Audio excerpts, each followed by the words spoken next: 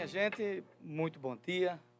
Como já é de praxe no nosso programa, a gente sempre faz nosso comentário sobre aquelas coisas que mais repercutem durante toda a semana, o que fica em evidência, ou um comentário social ou político. E a gente não pode deixar de comentar sobre a perspectiva do novo governo que vai se instalar, né? O governo Lula, que ganhou as eleições, diante uma pequena margem de votos, é verdade, mas política é assim, ganha quem tem mais. E o processo de respeitabilidade do processo eleitoral é claro, não vou aqui entrar mais em comentários sobre quem não aceita resultado de urna, isso aí passou, não cabe, né? Porque senão é aquilo que eu sempre falo. Então, todos aqueles que eram apoiados pelo governo devem também renunciar a seus mandatos e não aceitarem resultados, né? Então, não pode ser para um, porque o sistema é um só. A gente está falando de evidência científica. Então, a gente está falando aqui sobre o seguinte, a questão de mercado, né? Tudo é o mercado, tudo é o mercado. Até parece que os governos, e aí eu estou falando de todo tipo de governo, todo governo que se instala a nível federal, a nível de presidente, não é? Ele tem que, no mundo todo, no mundo globalizado que nós vivemos, ele tem que mostrar algumas, dar sinais ao mercado que vai ser um governo austero, um governo equilibrado, né, que vai atender às demandas das suas dívidas, né, fazer poupança para pagar a dívida, né, cumprir os empréstimos que o governo federal faz para captação de recursos, falar para o grande investidor, né, falar para a macroeconomia, que é justamente o capital financeiro. Só que dentro desse capital financeiro tem o tão falado capital especulativo, que esse é a grande tragédia de qualquer país do mundo. O capital especulativo, que vive de notícias ruins ou boas para se dar bem, ele simplesmente está lá com o seu dinheiro, esperando algum boato no âmbito econômico para ganhar dinheiro em cima disso. Ele não produz, ele não investe, mas ele fica lá. O processo de rotatividade, né? Fica rolando sua grana, ou ele bota se ele achar que o país está em risco, ele fica especulando, né? Joga o seu dinheiro para fora, depois traz de novo, mas não produz absolutamente nada. Ele não pega um centavo dele, né? E incentiva uma linha de produção da União Federal ou o capital privado para gerar mais empregos, né? No sentido de criar uma nova indústria, né? Fomentar um novo mercado, essas coisas. E aí eu achei engraçado que essa semana o presidente eleito falou dizendo o seguinte, olha, por que a gente deve ter teto de gastos e ver tantas pessoas passando dificuldade ou fome? E é verdade mesmo. Não adianta você estar fazendo economia, não é? E vendo as pessoas passando fome. Porque o braço de trabalho, né, o que produz são aquelas pessoas.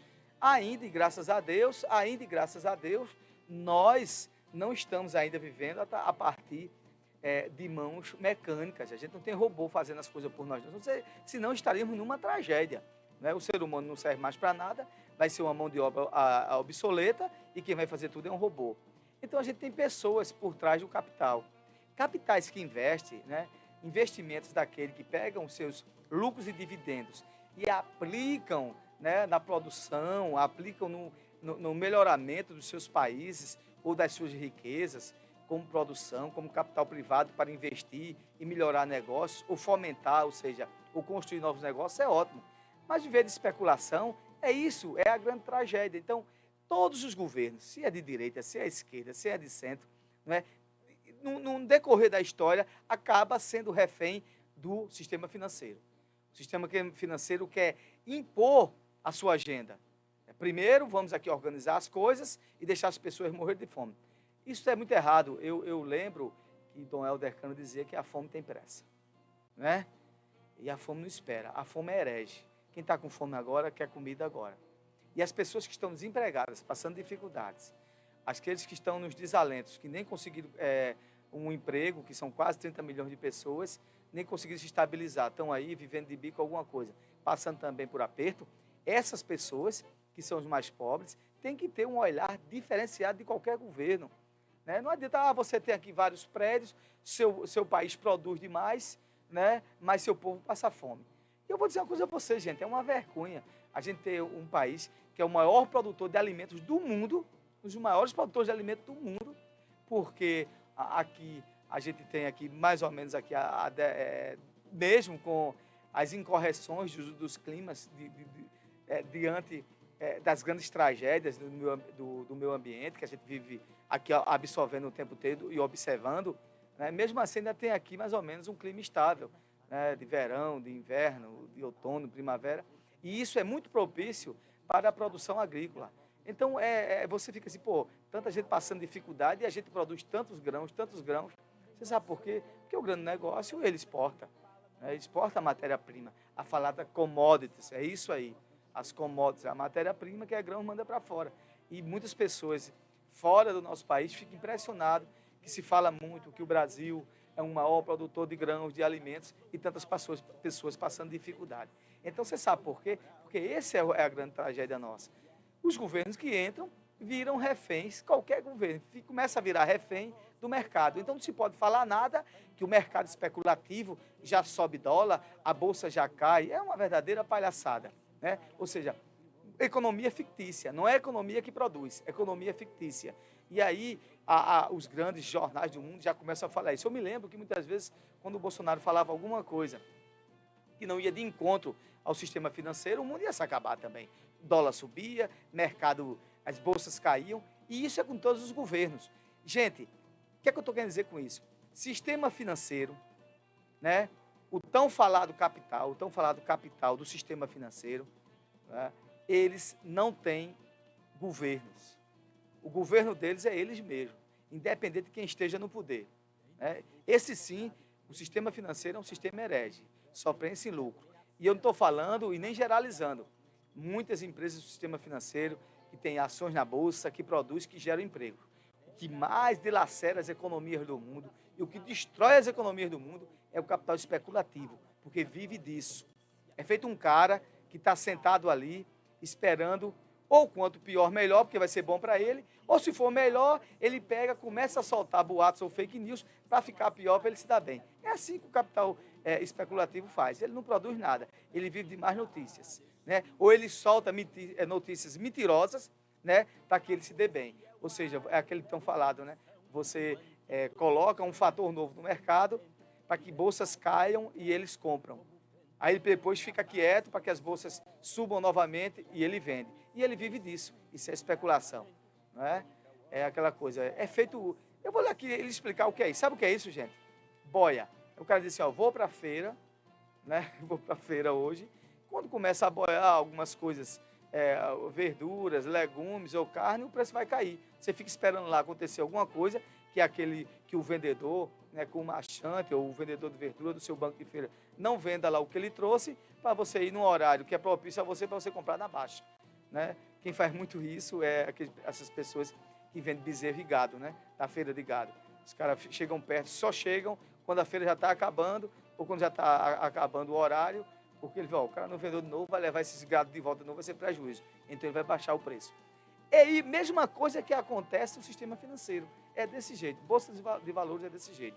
Então a gente fica engraçado, porque o presidente eleito falou da questão do teto de gastos. O teto de gastos, para mim, quando o teto de gastos foi instituído no governo Temer, no governo de Michel Temer, e falou sobre limitar despesas com educação e saúde, eu disse, aí está a desgraça. Aí onde é que está a grande tragédia.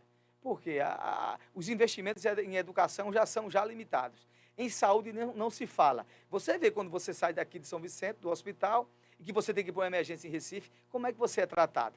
Aquilo ali se chama teto de gasto, porque as pessoas, né, não tem que se servir do serviço público, paga imposto, e o governo não consegue entregar porque só pode gastar um teto, porque não tem dinheiro para gastar. Para vocês terem uma ideia, um procedimento cirúrgico, o governo federal, ele paga ao SUS, Tássia, e amigos ouvintes, e aqueles que não acompanham nas nossas redes sociais, ele paga R$3.600, onde uma cirurgia simples, hoje, qualquer hospital privado, não é menos que R$12.000. Veja a defasagem.